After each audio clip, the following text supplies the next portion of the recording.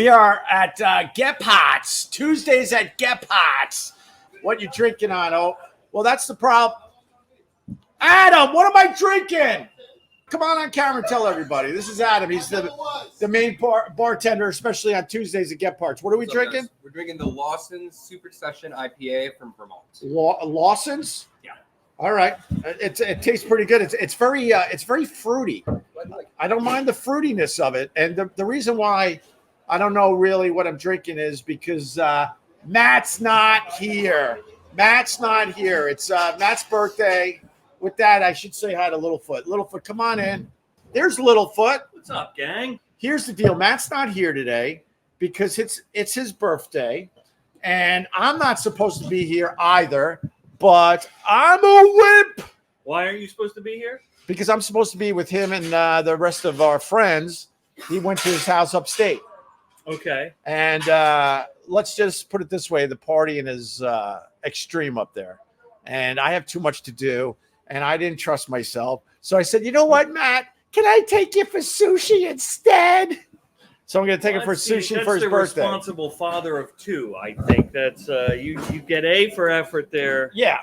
So I don't have Matt today because he's partying his ass off for his birthday. I got Littlefoot instead. So there you go. Instead. No, that's good.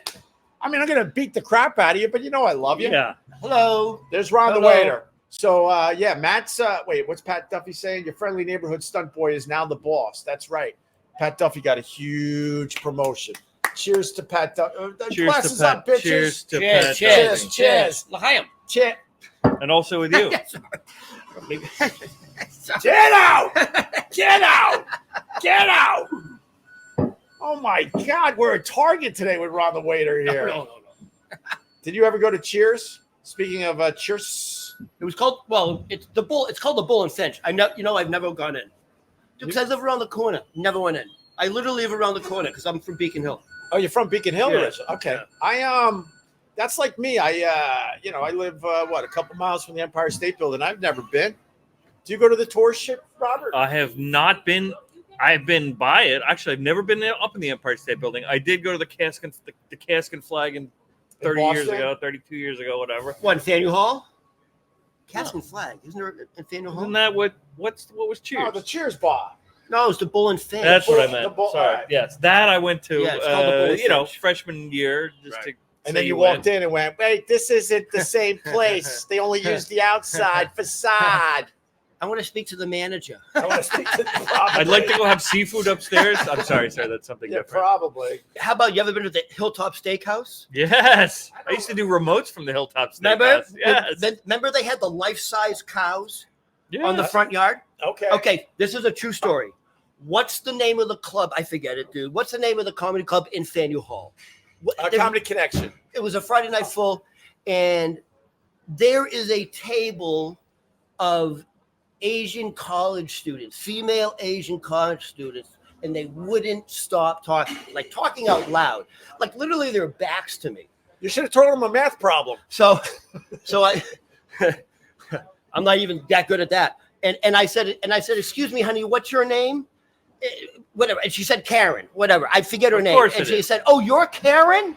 I said, oh my God, the Hilltop Steakhouse just called and they want you back on the lawn. The place went crazy. I said, oh, you're Karen? Oh, listen, they just called. They want you back on the lawn. Dude, the fucking place went crazy.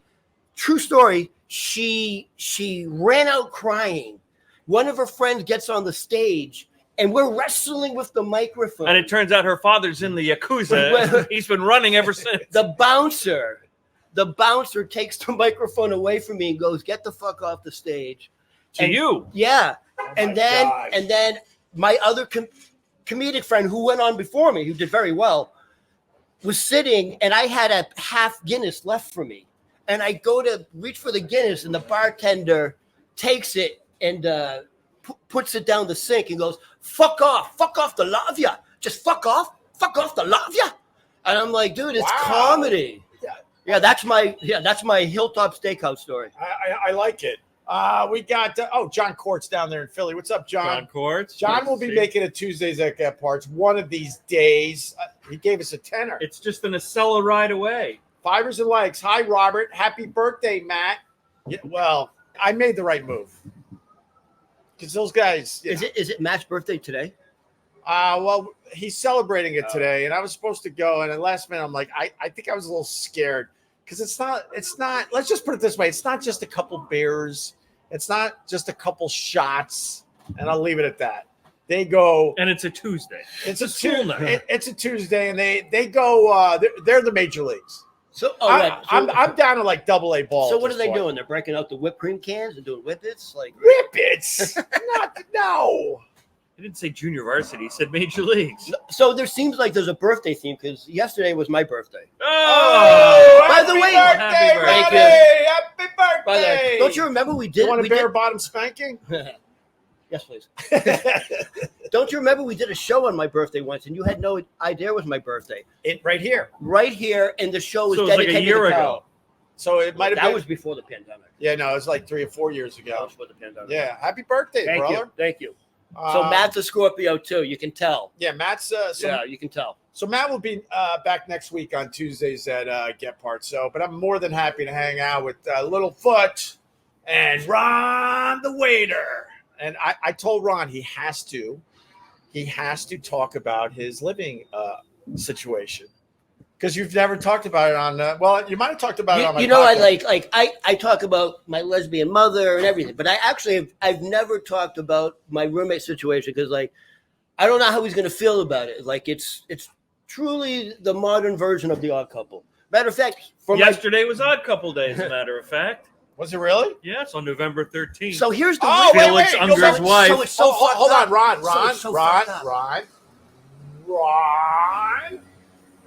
What? On November 13th, Felix Unger's wife suggested that he leave and never return. I might have the line off a little bit. And that was November 13th? November 13th. So November 13th is in here in New York City is Odd Couple Day. And do you know where the opening of that show was filmed?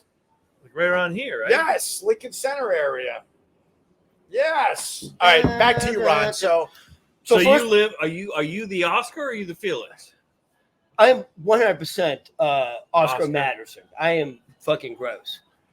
Yeah, I'm fucking gross. Matter of fact, for my birthday, he took me to Don't Tell Mama on 46th Street to see a woman singing Stephen Sondheim songs. It was actually very nice. Oh wow! So that gives a clue of what kind of roommate you got. So he truly is Felix Unger. This is I'm not making up. You can't live by yourself in New York City. You just can't. You have to have a roommate. Right. The first day, this is how it started off. This is how did you find the place? By the way, guess where he works? Pete's Tavern. He still works there. That's so you met at Pete's Tavern. Yes. You needed a place to stay. I did. Okay. All right. More than a decade ago. He has an extra bedroom. Okay. So move Ronnie into the shot a little bit. So he had an extra bedroom. He said, "Come live with me." Yeah, like he has to walk through my bedroom to get to his. I don't care. Everyone thinks that's gay, but I don't care. Well, you mean that in the 1920s way? No, everyone thinks dude, you're gonna wake up with his penis on your pillow. He relaxed. Everyone's just fucking relaxed, dude. No, but he does. He has to walk through my bedroom to get to his. So okay. Yeah. Anyway, well, that is a little weird, but that is New York City. Whatever. Yeah, dude. It's. I think I live in one of the best neighborhoods in the country. I live in Astoria. I live directly across the street from the house from Seinfeld. It's a really nice neighborhood. You know when they would do the exterior of George Costanza's parents? Oh, damn. So So I live across from that brick house. Anyway, all right. This is over a decade ago. We finished moving everything in from the U-Haul. It's late afternoon. There's a famous Greek seafood restaurant on the corner called Taverna Kyklades or something, and it's pretty famous. And we let's go for a lunch. Let's commemorate it. You know what I mean? Hey, it's gonna be great. And I order the fried calamari, and I pick up a tentacle, and there's 3 or 4 clumps. It's heavy, and I'm like, fuck it. I'm hungry, and I just put the whole thing in my mouth, and I'm starting to chew, and it's cold and chewy in the middle, and I'm like, ugh. Well, I'm like, whatever. I've had sushi. I just swallow it. 30 minutes later, I'm like sweating. I don't feel good. I sit in my room. I'm like, dude, I don't feel good. We gotta go. Right. So we go home. I immediately go into my bedroom. I get naked, and I go to bed. As you do. I wake up vomiting. Like I literally, it's like all over me. I'm panicking. I'm panicking. I'm naked. I'm vomiting. So, but it's not stopping. It's projectile because I have fucking food poisoning. Right. So I now run. My bedroom leads right into the living room. He's on the couch watching a Judy Garland movie. I come running. Judy Garland movie? Judy Garland. Oh, Judy Garland. Judy Oh, Garland. Judy Garland. Like Wizard of Oz. Sure. He actually has a collection. He does. All right. So, and I'm now running through the living room with my hand like covering this. Yeah. And my hand is like this. I'm trying to keep it in, and it's going through each finger slot like a sprinkler. And you can hear it splattering off of shit. Oh my God! You got the flat screen television. You can hear it. You can hear it hitting the flat screen television, like pop, pop, pop, pop, like. And on one side of the flat screen television, he has a collector's edition of leather-bound Harry Potter books. You can hear it hitting the leather. On the other side is a bookcase of Judy Garland memorabilia and Wizard of Oz stuff. One of the squirts like knocks over one of the dolls. I can only imagine what he's thinking. I am now entering the kitchen. I'm trying to go to the bathroom. You have to go through the kitchen to get the bathroom. Oh, it's now you can hear it hitting off the fridge. So I'm like, fuck it. Let me start off in the sink in the kitchen. It's filled with dirty dishes. So right. I'm like, so it's now splattering my face. So now there's a little hole and then there's the bathroom. I finally make it to the bathroom. I fill the sink and I clog it. I am just covered. And I'm like, I don't feel good. I cover myself. I walk slowly through the kitchen. It's everywhere. It's everywhere. I walk through the living room. I stop. And I look at it. By the way, like it's in my hair, my chest hair, my pubes. It's in between my toes. Oh my God. And I just turn and I look at him. I'm like, man, I'll clean it later. I'll clean it later. And I go to bed. But first of all, I look at him. This is what he's doing. Like that, he's surveying he's like this. He's trying to figure out the scene. He looks like he's in shock. I think he's nonverbal. I say, listen, I just go back to bed. When I wake up, everything's clean and shiny. It's like da da da da da da da. It's literally like everyone's like, and everyone knows. We worked at the same place. Everyone's like, Steven, like, how the fuck do you do it? How do you deal with He Ron drinks the a lot. waiter? He does drink a lot. And he's a gay gentleman? Yeah. Have you ever, just because for the goof? Or He's caught me a few times. With what? Because he has to go through my bedroom. He's caught me, having private time with myself. He has. He does this. Like he'll go through. He'll go. I don't know when he's coming and going. So you play, pun intended. So you basically play oopsie with him, like knowing when he's coming. Like, oh, oops, I didn't know you were coming. Splish splash. Oh my! Does he bring gentlemen home and all that? No, he apparently he had a relation. He had a long-term serious relationship with a Marine. And since he's never had a relationship since, but that was before I moved in. But the Marine wrecked him, I guess. All right. By the way, being a Marine back then, there was no ass, no tell. Like you can't say it at all. I mean, my roommate's 67 years old. Honestly, I live with Felix Unger. That's I do. I really do. Do you ever do anything like normal? Like, I mean, just the story of you getting sick is epic. Like you live an epic life, don't you? Can I tell you the one time I actually cried? I was blind drunk, and I did a fucking Chris Farley, and He had one of these, but it's not a stool. It was a table, right? And on the table was his mother's plant from her. Oh, she's dead, you know. Wait. So when you mean you did it, Chris Farley? Because when you say Chris Farley, it could be many things. So you're talking about when he was the motivational speaker, like when he's going through. You know when Chris Farley goes through tables. Yeah, sure. I actually cried because he cried. What happened? Because his mother wasn't in the plant fertilizing it. I was blind drunk. It was not just like it was the plant from her garden, and it was the last living thing he had of her. Like, you know what I mean? Right. It was like almost like an heirloom, and it was in this beautiful like blue and white china fucking pottery bowl. And I lost my balance, and literally it was like I belly flopped it. Like I was sliced up. I was sliced up because porcelain shop shattered everything, dude. I shattered everything. What kind of plant was it? I don't know. And why couldn't you save the plant? It was a like Venus flytrap. Right. I don't know. It was one of those. I don't know how to describe it. Why would he cry? Couldn't he put it all back together somehow? When he looked at it, he's like, he just started crying. He just started crying. I was like, I'm sorry. He's like, you don't understand. Still live with him. He still puts up with you, Ron. He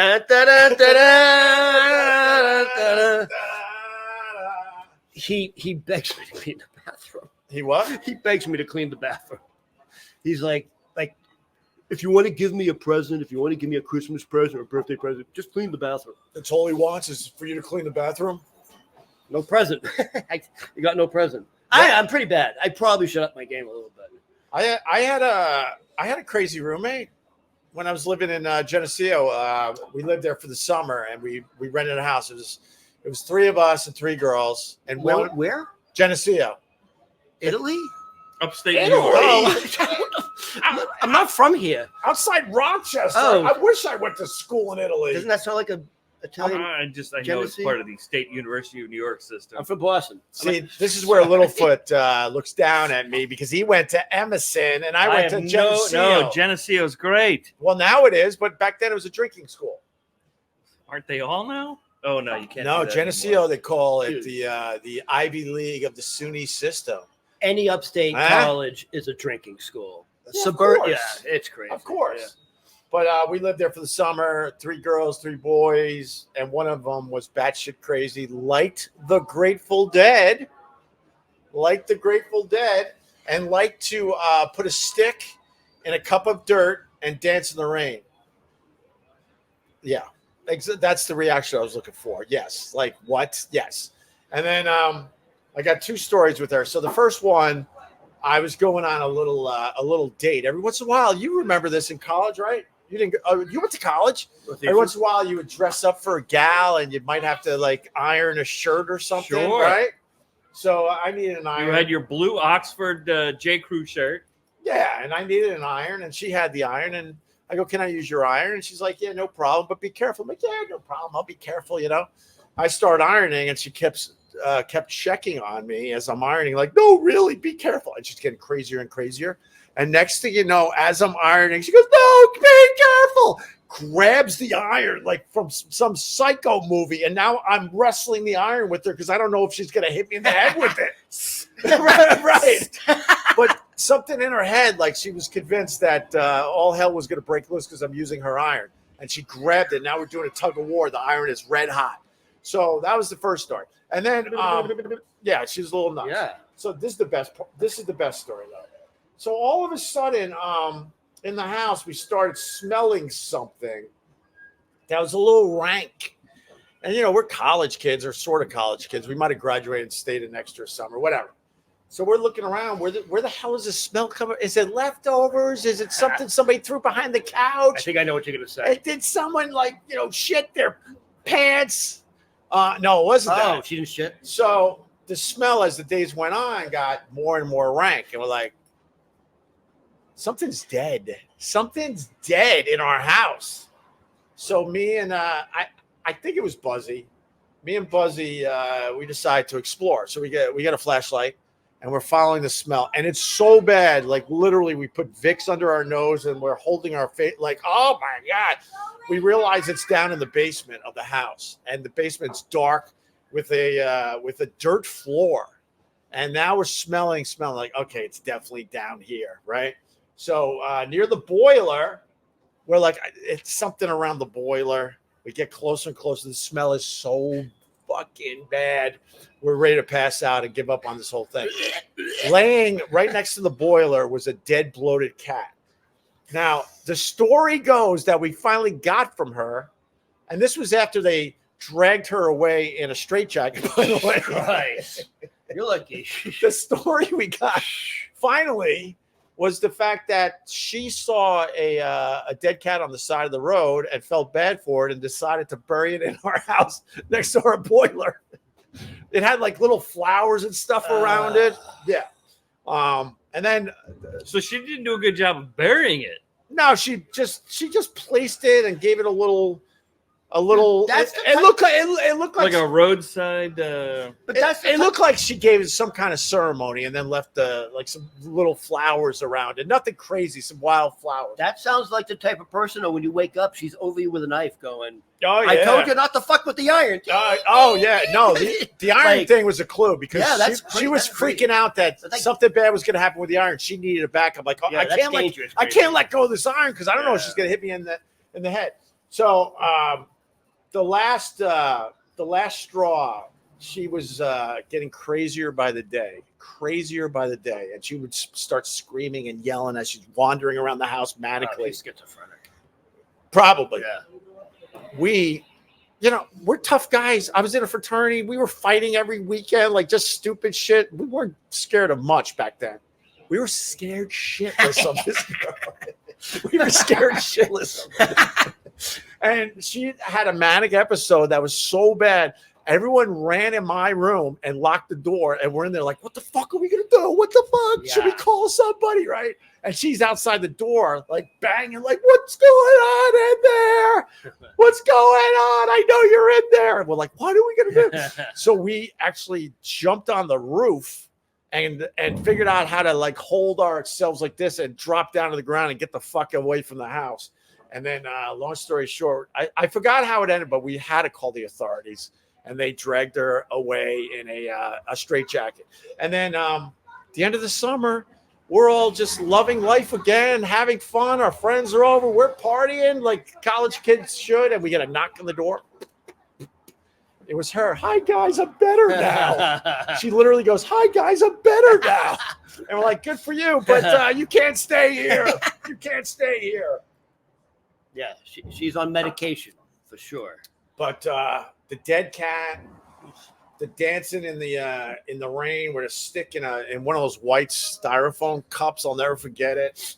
And one of my friends, he lived in the apartment in the house downstairs that was separate from us. And at 6 a.m, she's just dancing to the dead.